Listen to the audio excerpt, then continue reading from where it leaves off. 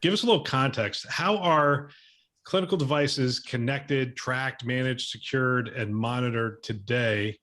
And what challenges does that create for health systems? Yeah, for sure. And so, yeah, even before we get outside the four walls of the hospital, there's a big challenge even just in the hospital. To start, medical devices today are just on a variety of different networks. Some devices are on OT networks, operational technology networks, that are completely separate from IT networks.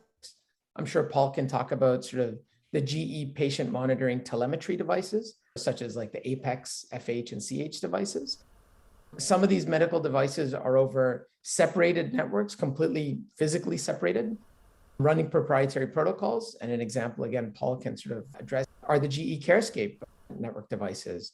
And then some devices are completely unified on the IT network. So ultrasound machines, for instance, operating over Wi-Fi, that's completely on the IT network. And then you have user devices like the doctor's laptops or workstations on wheels. You have the guest networks, right, that sort of interact with all of this as well. And so when you think of like this holistic environment of medical devices and basically all of the devices operating over a hospital network, it gets really challenging to have visibility both into the performance of all of these devices, right? For instance, can these devices connect to the applications that they're trying to access, like the critical applications like EMR systems or PACS servers or whatever else, or in the case of guest networks, maybe Netflix and whatever that needs to get watched, right? Can they connect? And then, what's the security of these devices? Your MRI machines better not be talking to servers in Russia or whatever it is.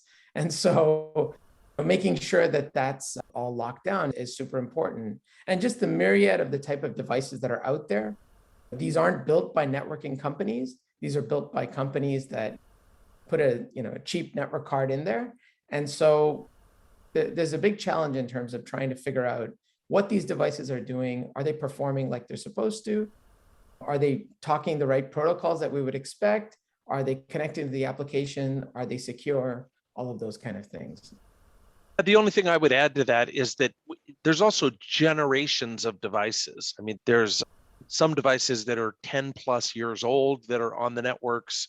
And then there's some new devices that are brand new and they're communicating with different protocols.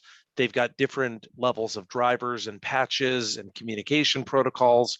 So it isn't like everything is new and designed for all the risks and challenges and optimal traffic flows that you have today.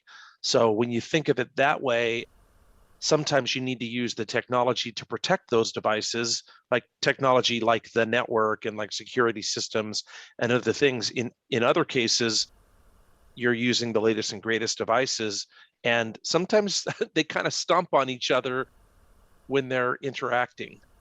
Some of the new protocols work differently or assume that you've got quality of service and all these prioritization mechanisms that the old ones didn't have.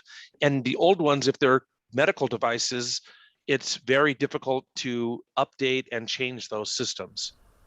You can't just go install a new driver on a medical device. I mean, it's a very long process to do an update.